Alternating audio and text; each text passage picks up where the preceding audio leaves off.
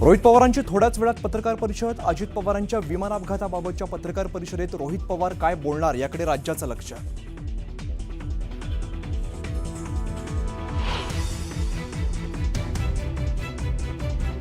सुनेत्रा पवारांनी मंत्रालयात स्वीकारला उपमुख्यमंत्रीपदाचा पदभार.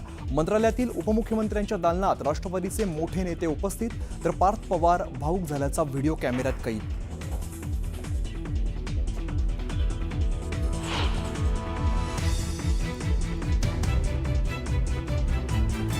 मुख्यमंत्र्यांपाठोपाठ उपमुख्यमंत्री सुनेत्रा पवार आज रात्री दिल्ली दौऱ्यावर जाणार. पंतप्रधान नरेंद्र मोदी आणि अमित शहांची भेट घेणार असल्याची माहिती.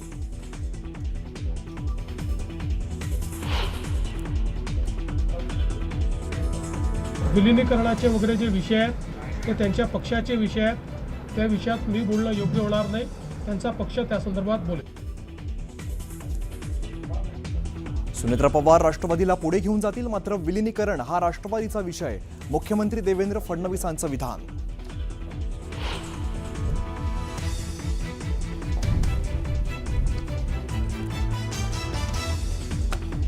चंद्रपुरात ठाकरेंच्या पाठिंब्यावर भाजपाचा महापौर. अंतर्गत कुरघोडींमुळे काँग्रेसची हातातोंडाशी आलेली सत्ता गेली. चंद्रपुरात महापौरपदी भाजपाच्या संगीता खांडेकरांची निवड.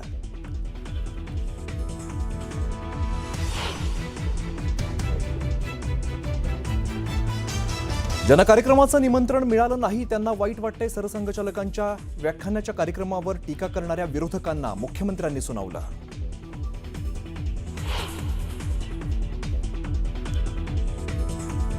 लोकसभा अध्यक्ष ओम बिर्लांविरोधात काँग्रेसकडून अविश्वास ठराव. काँग्रेसच्या अविश्वास प्रस्तावावर 118 खासदारांच्या सह्या.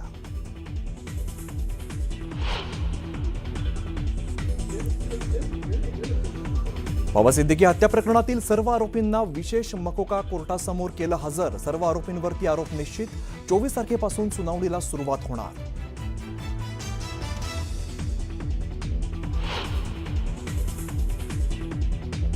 बीडच्या चौसाळामध्ये 12वीच्या परीक्षेदरम्यान कॉपी पुरवतानाचा प्रकार समोर. शिक्षणाधिकाऱ्यांच्या ड्रोन कॅमेऱ्यात धक्कादायक प्रकार कैद. जिल्हाधिकाऱ्यांकडून गुन्हे दाखल करण्याचे आदेश.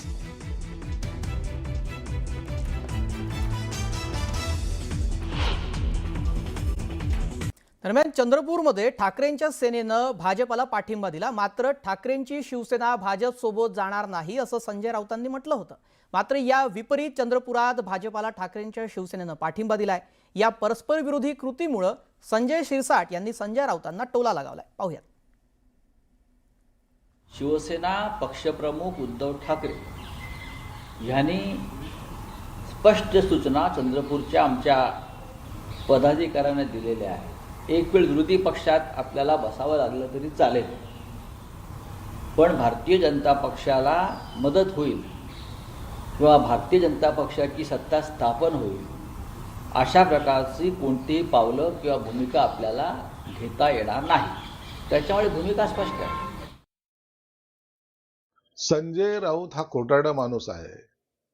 मनसेचे काही नगरसेवक कल्याण डोंबिवलीमध्ये जेव्हा पाठिंबा दिला त्या टायमाला आग परकड केली. त्यांनी राजसाहेबांशी जाऊन भेटले, त्यांना सांगितलं. आता काय करणार आहेत, आता कोणती भूमिका घेणार आहात म्हणून स्वतःची वेळ जेव्हा येते ना, आता हे शेपटी घालून घरात बसणार. आता त्याच्यावर रिएक्शन देणार नाही. किंवा जे निवडून आलेले सदस्य आहेत त्यांना सत्तेमध्ये राहायचंय, त्यांना अपक्ष राहायचं नाही किंवा त्यांना वेगळं बसायचं नाही, म्हणून त्यांनी पाठिंबा दिलाय. आता मला वाटतं खऱ्या अर्थानं उभाटा त्यांच्यावर काय ऍक्शन घेतं हे पाहावं लागेल. दरम्यान चंद्रपुरामध्ये उपमहापौरपदी ठाकरेंच्या शिवसेनेचे नगरसेवक प्रशांत दानव यांची निवड झाली आहे. काँग्रेस समर्थित उमेदवार पप्पू देशमुख आणि भाजप समर्थित शिवसेना उभाटाचे उमेदवार प्रशांत दानव या दोघांनाही समसमान म्हणजेच प्रत्येकी 32 मतं पडली होती. त्यामुळे उपमहापौर पदाची निवड ही ईश्वर चिठ्ठीनं करण्यात आली. त्यानंतर प्रशांत दानव यांचं नाव समोर आलं आणि त्यांनी उपमहापौरपदी त्यांची निवड झालेली आहे. उद्धव बाळासाहेब ठाकरे शिवसेना यांची शिवसेना आणि भारतीय जनता पार्टीची युती झालेली होती आणि या युतीमध्ये महापौरांचा कॅन्डिडेटसुद्धा ठरलेला होता आणि उपमहापौरांसुद्धा कॅन्डिडेट ठरलेला होता. त्यामुळे दोन्ही उमेदवार विजयी झालेले आहेत. बरं, पक्ष नेतृत्वाला याची कल्पना होती का की तुम्ही भाजपसोबत जात आहे? पक्ष नेतृत्वाला कुठल्या पक्ष नेतृत्वाला महत्वाचं उद्धव म्हणजे ठाकरे यांना कल्पना होती का? आम्ही उद्धव साहेबांना पूर्णपणे माहिती दिलेली होती आणि उद्धव साहेबांचाच आशीर्वाद आमच्या पाठीशी होता. पुढे बातमी चंद्रपूरमधून आहे. चंद्रपूरमध्ये सत्ता स्थापनेसाठी भाजपनं गणित जुळवून आणलेलं आहे. चंद्रपूरच्या महापौरपदी अखेर भाजपच्या संगीता खांडेकर यांची निवड झाली आहे. अत्यंत चुरशीच्या झालेल्या या निवडणुकीत भाजपच्या संगीता खांडेकर अवघ्या एका मतानं विजयी झाल्या. महापौर मतदानावेळेस वंचितचे 2 आणि MIMचा 1 नगरसेवक गैरहजर राहिले.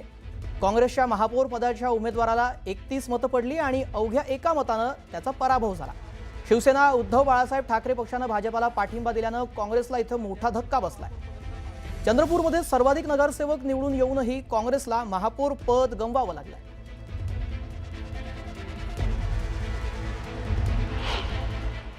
या शहराचा विकास चंद्रपूर कसं बघेल याच्याकडे मी सगळं विकास या विजयाचे श्रेय कोणाला द्याल तुम्ही? सुधीर मुनगंटीवारांना द्याल, किशोर जोरगेवार? श्रेय आमचे सुधीर भाऊ यांना देते. त्यांच्यामुळे आज पुन्हा आहे. आप देख रहे हैं शहर के अंदर का माहौल क्या बना हुआ है. इनके आपसी झगड़ों की वजह से आज भाजपा सत्ता में बैठी है.